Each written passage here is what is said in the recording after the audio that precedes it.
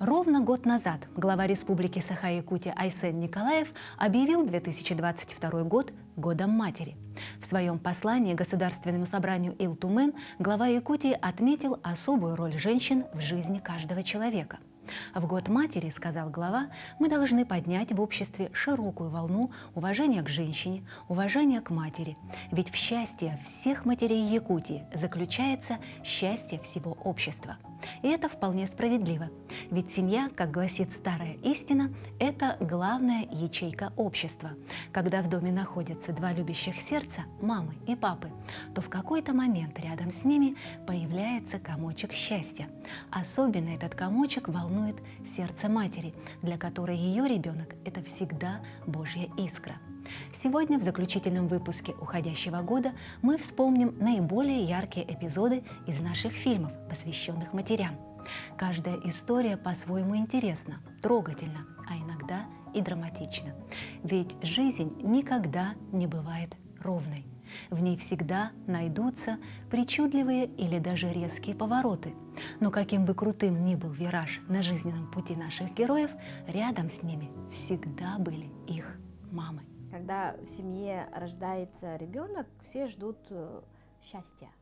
А счастье, оно какое? Оно счастливое, здоровое, оно такое обычное. Да? Когда диагноз поставили, это, конечно, был вот такой шок. Шок, который разделяет твою жизнь на до и после. Параспортсмен, чемпион России по легкой атлетике, многократный победитель всероссийских и международных соревнований Леонид Душкевич – это пример целеустремленности, стойкости, выдержки, терпения и самообладания. Эпитеты к этому спортсмену можно подбирать долго, как, впрочем, и к его маме.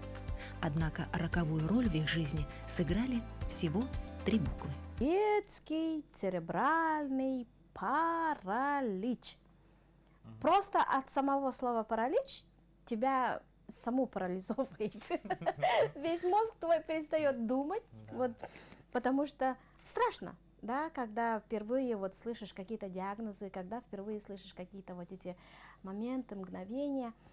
И этому нас не учили. К этому нас не готовили. И вот когда все это происходит, и все это вот внутреннее твое переживание, все это внутреннее твое, как сказать, перемешанное все, да, и все вот эти этапы переживания я все прошла. У мамы Леонида действительно все получилось. Вера Петровна приложила максимум усилий для восстановления здоровья сына. Например, чтобы избавить его от сильного заикания, они перепробовали все методы и способы. Это и занятия вокалом, это и игра на таких музыкальных инструментах, как хомус и гитара. Далее, чтобы восстановить опорно-двигательный аппарат, Леня проходил курсы ипотерапии. Но то, что сильно запало в душу мальчишки и дало определенный результат, это спорт. Здесь ключевую роль в свое время сыграли тренеры. Я уже давно занимаюсь спортом, с малых лет, да?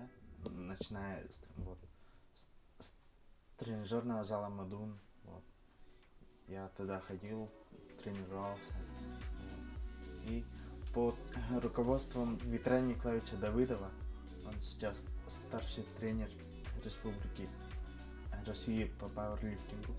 Я участвовал в различных городских, республиканских соревнованиях здесь, в Якутске. Он уже взрослый, молодой человек, совершенно самостоятельный. И мама, конечно, последние, это, наверное, уже после Москвы, когда мы переехали, да? Ага.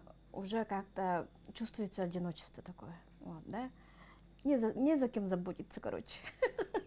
Дети – это счастье. В любом их понимании. Хоть какими они пусть будут, а дети бывают разные. Старшие дети оба дальнезоркие, плюс 15 и плюс 9. Такие вот родились дети, и было сложно. Конечно, когда у тебя ребенок со здоровьем не очень, да, если даже имеет инвалидность, значит, означает, что надо внимание больше уделять, значит, надо работать и одновременно, то есть по врачам ходить, постоянно, да, наблюдаться. А когда не знаешь, от чего это и ищешь сначала проблему, откуда это появилось. Это тоже выяснялось долго. До 1,5 лет мы не знали Саши. Она все время вот так ходила. И первые операции ей сделали, еще 2 лет не было, так ведь, ага, сразу почти сделали 2. Сначала 1 глаз, потом другой глаз, и мы прилетели. Я не хотела, чтобы они прям в каком-то там спецшколе учились. И старшие тоже хотели другую спецшколу. Говорят, пусть учатся так в общеобразовательной школе. Ничего, выучились. Мы прошли через многое. И без поддержки родителей бы, может быть, много чего-то не было бы. Да. Мама — это все. Это многофункциональный центр, который умеет делать все. Мама у меня была очень активной, очень веселой, очень жизнерадостной, была душой компании, была лидером, была активисткой, очень быстро все успевала делать и по дому, и по нам, и по работе. Была шустрой.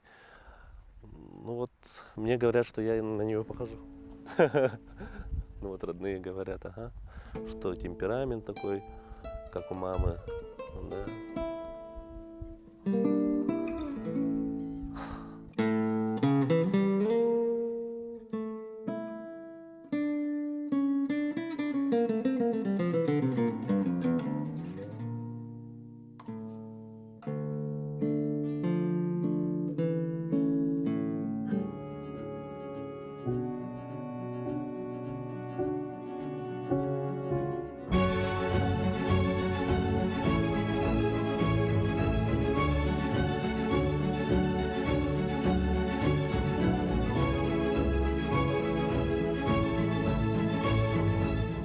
Ну, было тяжело, конечно, вспоминать сейчас тоже тяжело.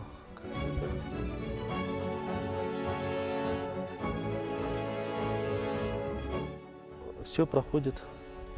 Я помню ее запах, до сих пор помню. Я помню ее движение. Я помню, как она, значит, у меня же сестренка и брат. Я помню, как она с ними нянчится.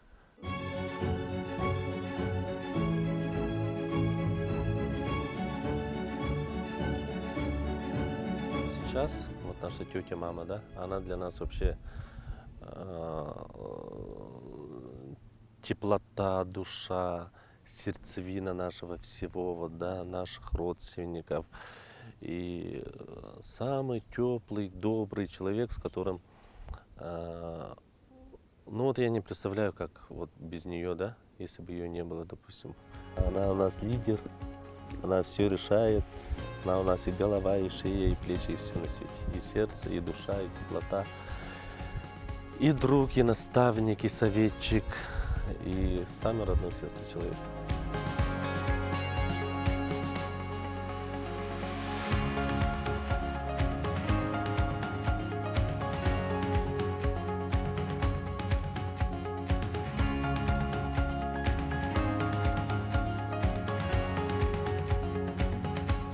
Когда мама уходит, оказывается, человек не осознавал, что она была, что очень мало времени уделяли.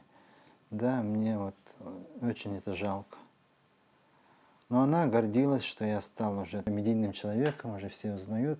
Она была горда мной. Алексей Гольдеров. Самый загадочный человек Якутии. Артист Государственного театра эстрады и член Ассоциации иллюзионистов России удивляет, пожалуй, каждого жителя республики. Вся его творческая деятельность связана с тайной, загадкой, иллюзией и даже мистикой.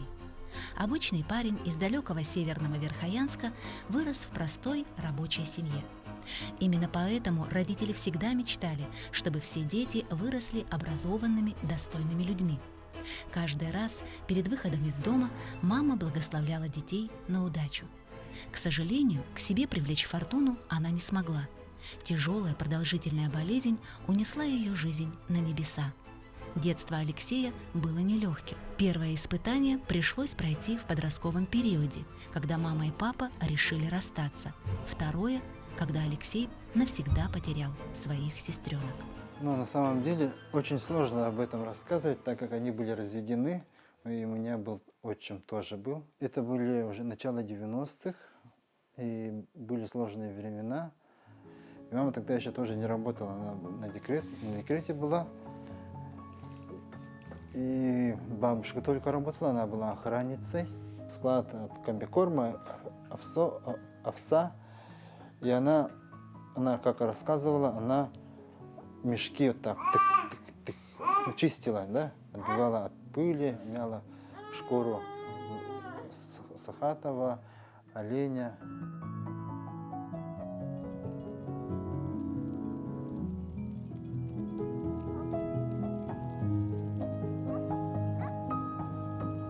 Суровая северная жизнь закаляет характер. Женщины в таких условиях тоже становятся жизнестойкими и выносливыми. Алексей и сегодня удивляется силой воли, крепостью духа, хозяйственностью и сноровкой мамы. Ну вот это удивительно. Вот, северные женщины, кажется, вообще легко это делают.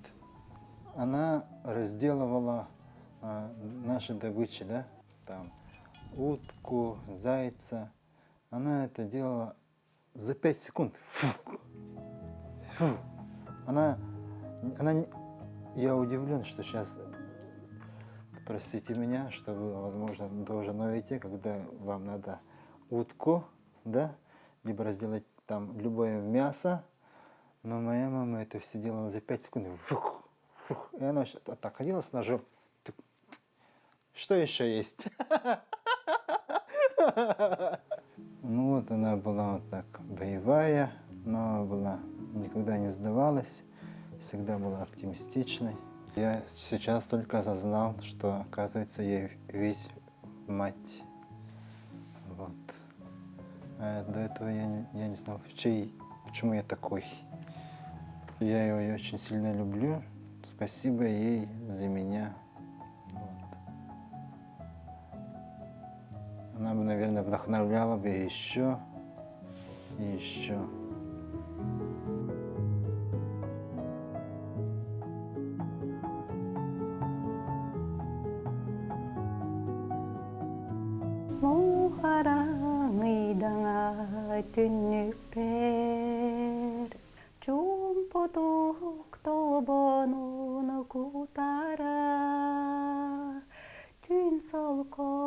Баттагын тарана иели нарыннык бигире түрү мерекес да түрү абылаң долгураң көктүңе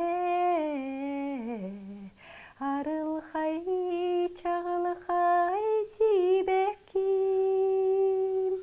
мичердиреегес көктүрүн о арай мактаным мейехе арылхай чагылхай киехе эн түлүң эмеске мен түлбе Ылжыттан кепседен аспыккар Сибекке мейгин сайхан Былыкка мин кыян көппеппен Төнүнден батыхаттар Көрүдөр бырабыме бесох. Наша мама была очень хорошим человеком, добрым, жизнерадостным. Она никогда не унывала, она даже не унывала, когда у нее была онкология. У нее онкологию обнаружили в 2018 году, и она узнала об этом, и сразу мы стали как бы поддержать, чтобы там вылечить ее. А в этом году, год матери, мы потеряли очень самого нашего любимого человека. Даже не верите, я до сих пор не могу осознать, что я рядом с нами нету. Потому что она прямо была таким позитивным человеком во всем. Она очень любила жизнь. И она любила очень шутить, да? Даже когда вот сильно вот уже последние дни свои, даже тогда она шутила, ведь? Она была очень-очень начитанная, она очень хорошо говорила на русском языке прямо. И разговорный хороший был, и грамотная речь. Она писала стихи каждой внучке, каждому внуку. Ага, и для меня, для дочек, для каждого там стишок там сочинить. Мама еще занималась спортом. Она со всеми своими подружками, у нее была общественная организация «Подружки», так она и называется. Она собирала, она учила их песни, они пели на 3 голоса, на всякие мероприятия, они устраивали концерты. Все праздники, которые проводились вообще, не проводились без мамы. Все. И она еще депутатом была, она так гордилась, что она депутат, она такая важная. Есть такая песня очень хорошая на веткийском языке, но могут слова быть чуть другими, потому что это китайских ивенков. Может не совпасть с нашими, да, потому что есть диалектные слова, может быть из китайского какие-то слова. И песня называется «Про маму».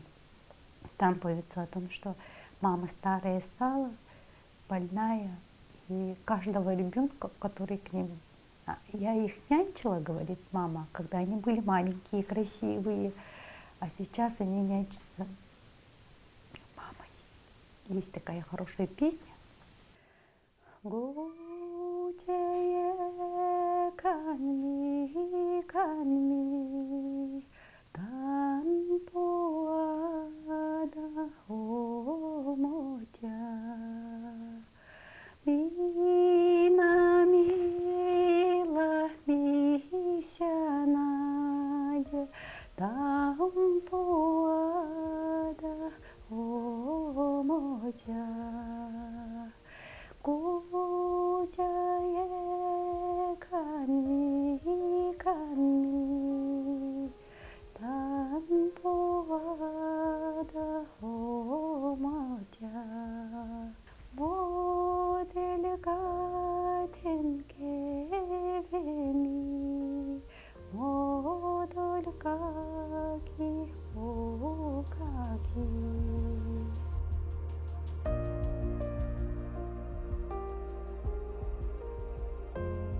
У нас каждую пятницу к нам мама готовила просто тазик пирожков. Мы тогда жили в порту еще, в двухкомнатной квартире. У нас братья и сестры двоюродные все приходили. И в такой маленькой квартире, и все оставались ночевать. И помню, когда папа, мама, все дома, у меня классно, счастливое детство было. Но однажды все рухнуло. Мир перевернулся с ног на голову, когда в семью пришло горе. Справиться с ним мальчишке было сложно, но он смог взять себя в руки и преодолеть все трудности и преграды. Отца не стало, когда мне было 12 лет, а после рака умер. Это как раз был переходный возраст такой, я на 2 месяца вообще закрылся от мира, можно сказать. Но потом все это преодолел и наоборот больше ярче стал. Наоборот, какой-то открытие, что ли. Со всеми начал общаться, везде со всеми общий язык находить, выступать начал, КВНом начал заниматься, рэпом тоже. И вот как-то творчество спасло, можно так сказать. Не ушел в себя-то. Занимал до этого просто как бы учился дома и начал просто все это вместе кружками себя начал занимать. И вот по сей день занимаюсь творчеством. Это мне помогло. Якуты очень суеверный народ. Представьте, молодая пара вышла от гадалки. Ну, дорогая, не плачь, ну. В смысле, я в прошлой жизни была свиньей? Ну, успокойся. Значит, ты был французским графом, а я была хряком? Вот почему. Что почему? Вот почему я люблю есть из ведра.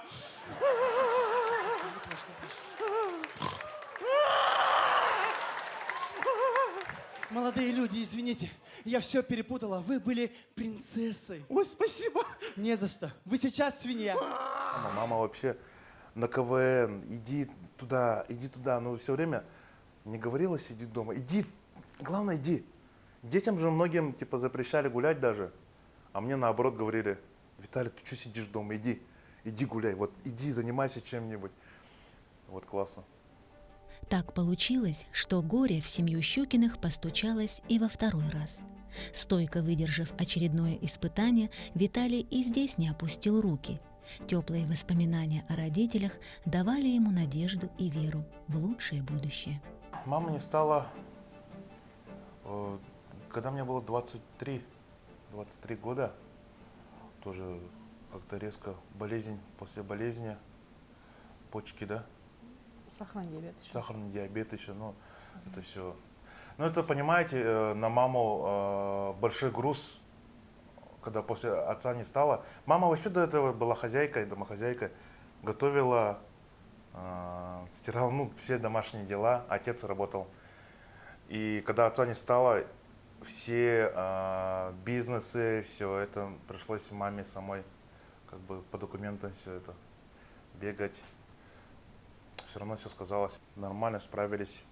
Я думаю, мама молодец у меня вообще. Иногда бывает, я могу вспомнить родителей, просто слезы пойти врачам. Не знаю, иногда во снах вот бывает. Сейчас уже реже, конечно, но лет 25 было такое, что сны конкретно приходят родители во сне, и конечно, ты чувствуешь это тепло, то, что как будто они рядом с тобой. Ты во сне еще не понимаешь, они живы или нет. Ну, ты чувствуешь их тепло, и потом просыпаешься с надеждой, ну, типа, то, что вот родители типа, рядом с тобой тепло, а их нет. Ты просто вот просыпаешься, потом такой грустный. Ну, зато тепло это есть. Это тепло, которое никогда не забудешь. Это знаки, что они всегда рядом. Да, это знаки, то, что они всегда рядом. Ангелы хорошие. Вот.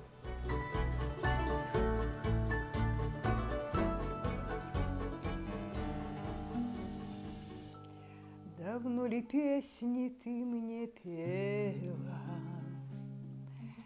над колыбелью наклонясь,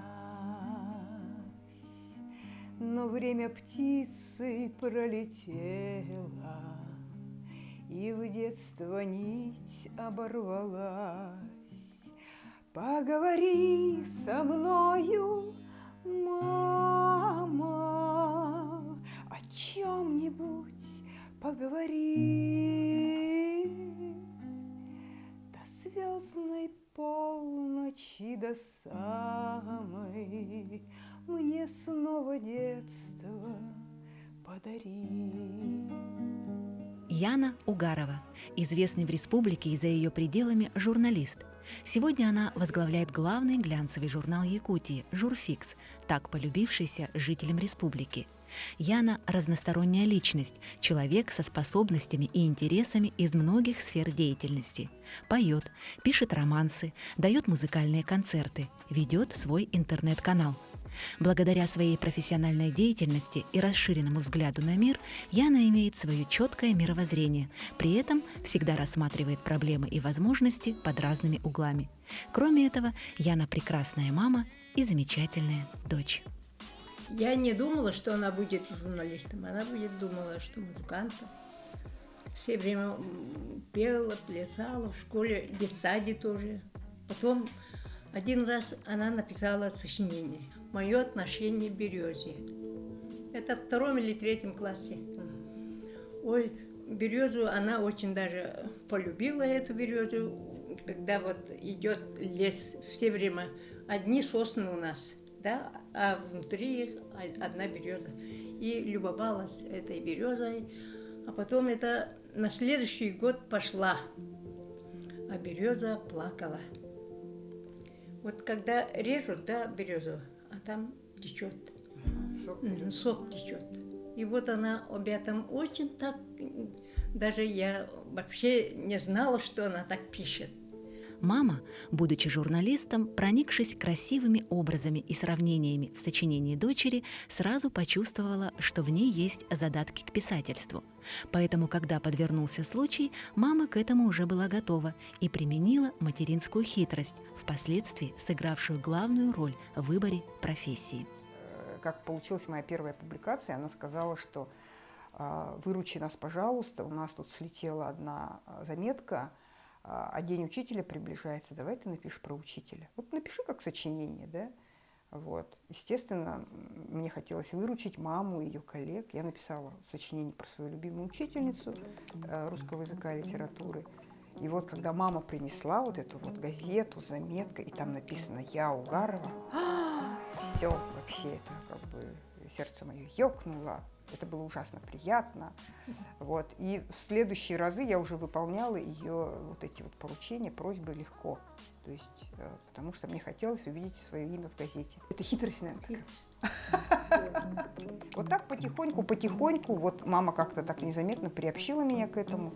И я думаю, что в классе 7-8 у меня было много публикаций, и я примерно уже представляла, что, скорее всего, я буду журналистом.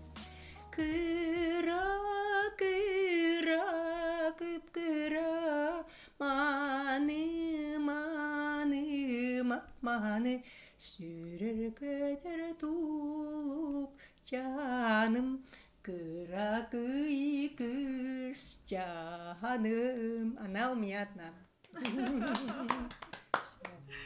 Вот на самом деле, чем старше становишься, тем мама для тебя дороже и ценнее. Вот, и ты понимаешь, как много она значит в твоей жизни. Моя мама – это лучшая мама на свете. Поговори со мною, мама, о чем-нибудь поговори. До звездной полночи, до самой мне снова детство подари. Ну вот, собственно, это и есть мое дерево. Это моя отдушина, это мое дерево. Знаете, когда вот это дерево обнимаешь, и такое ощущение, что оно тебе вот все отпускает, все твои плохие эмоции, и дает тебе все самое хорошее. Но это мое самое любимое дерево – береза. Я березу люблю.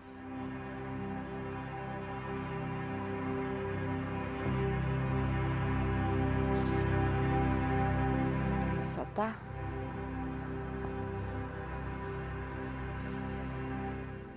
Родина – это там, где мама. Поэтому, естественно, мы приезжаем, Амгу считаем своей родиной, да? Хоть мы и здесь не родились, но Амга – это наша, да? Наша родина, мы ее любим. Вот. Неважно, где мы родились, главное, что мама здесь, значит, наша родина здесь.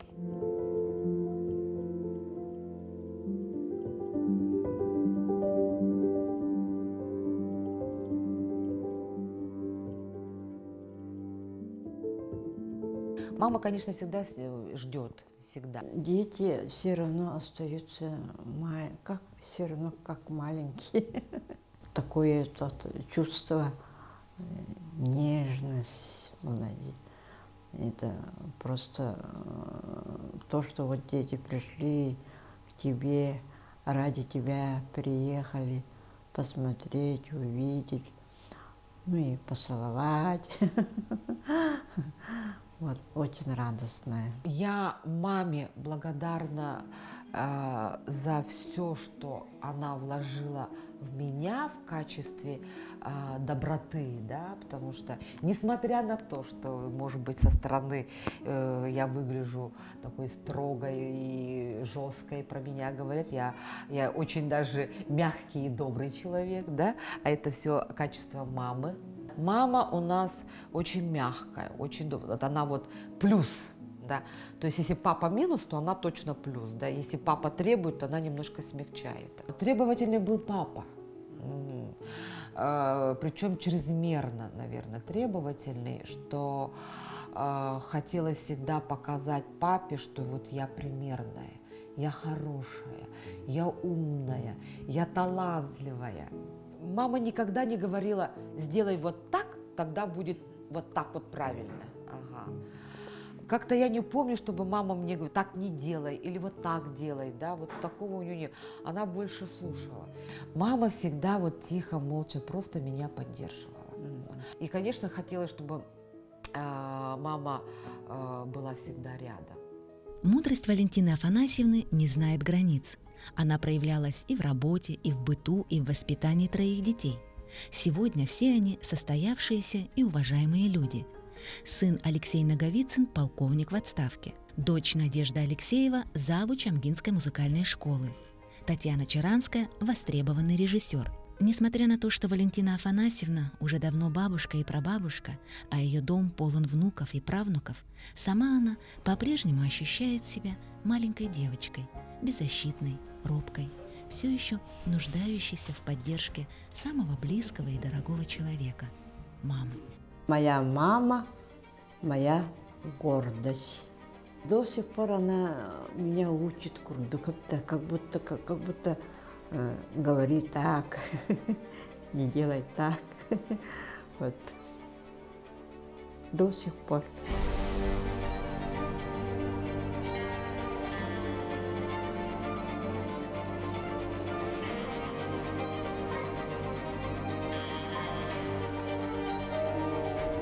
Что помогает человеку сохранить живые воспоминания о прошлом?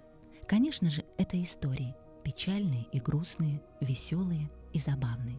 Конечно же, это сами люди, их теплые и радостные встречи. А еще чуткая человеческая память хранится в предметах, у которых тоже есть своя история. Вот это самая главная реликвия, или как сказать, память в вещах, которая осталась от моей мамы.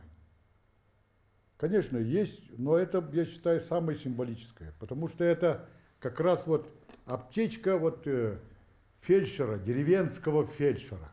Здесь лекарства, все было такое. Я даже помню, как, когда это начал ломаться, вот местный такой умелец вот этим делом, вот железом он оббивал вот углы, чтобы потом не распалось такое. И это отец мой рисовал. Сидел, рисовал, красные такие. Все время сходила, такой, какие-то краски хорошие рисовал. И вот она каждый раз открывала, приходила к больным. Лекарств тогда не было. И она доставала вот такую из-под пенициллина бутылочку, в котором была розового цвета жидкость.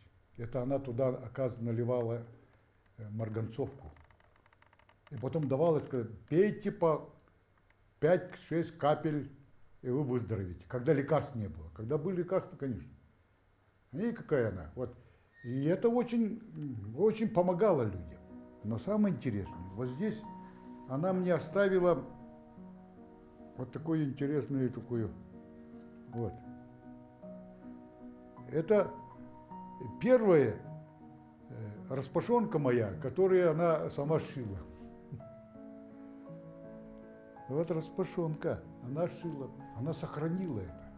И когда мне было 50 лет, она, завернутую в газету, мне это подарила. Мне было 50. Я понюхал, и мне показалось, что пахнет ребенком. Ну, лекарством пахнет, ребенком пахнет. Вот распашонка моя. Вот. И теперь другая. Это, видите, какая она серьезная такая. Внутри вот это такое еще несколько таких моментов. Да. Вот. А это распашонка моей сестры, когда она родилась, и она вот шила вот такая вот. Вот такая интересная история. Видите, как будто вот ничего с ними не произошло.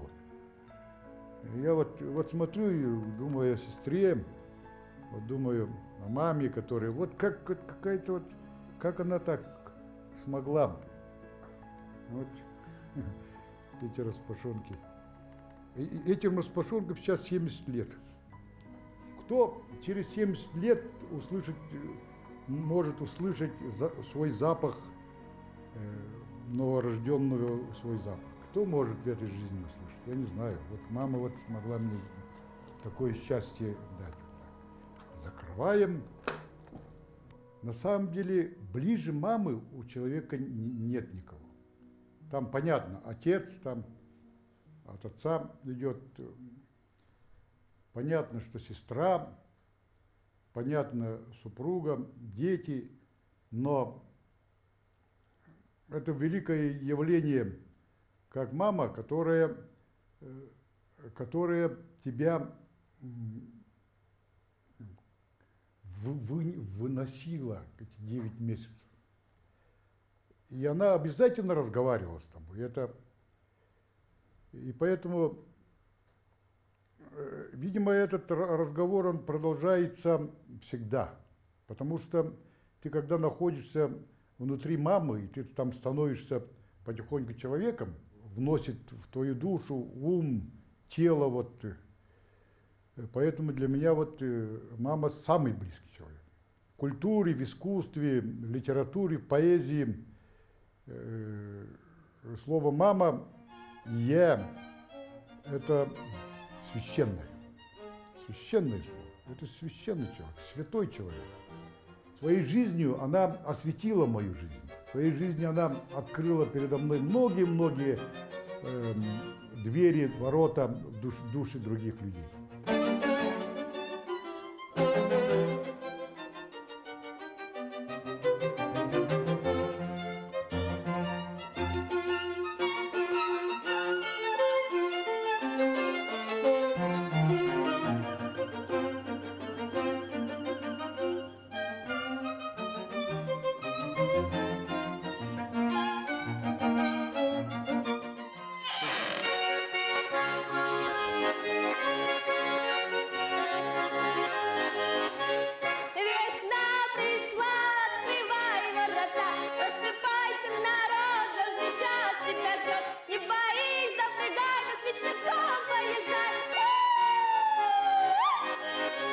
Дочь у меня учится в Москве, она учится в Российском государственном университете туризма и сервиса, тоже выбрала такую интересную, творческую профессию, считаю, в сфере туризма.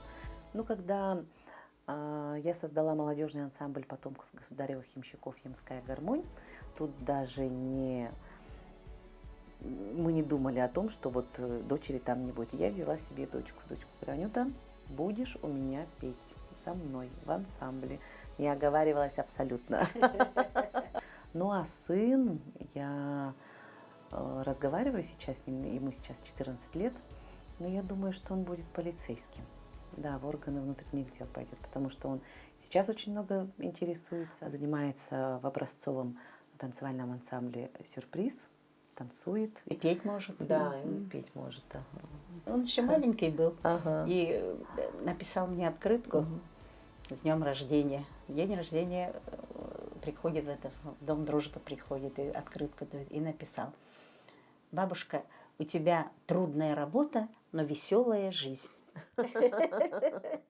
Когда мама праздновала свой юбилей, мы с сестрами, с Марьяной и Валей, решили спеть для мамы песню с днем рождения. И, мне кажется, так здорово получилось. Все в семье творческие. Как будто лишь вчера, как будто день жила, а столько лет осталось за спиной. Холодные ветра сыпнули серебра на твой веселый локон золотой. Как будто лишь вчера походкой легкой шла и слушала влюбленные слова. Такою навсегда запомню я тебя, ты самая красивая моя. Пусть года, как вода, не порвется никогда нас связавшая прозрачная нить. С днем рождения тебя, мама милая моя,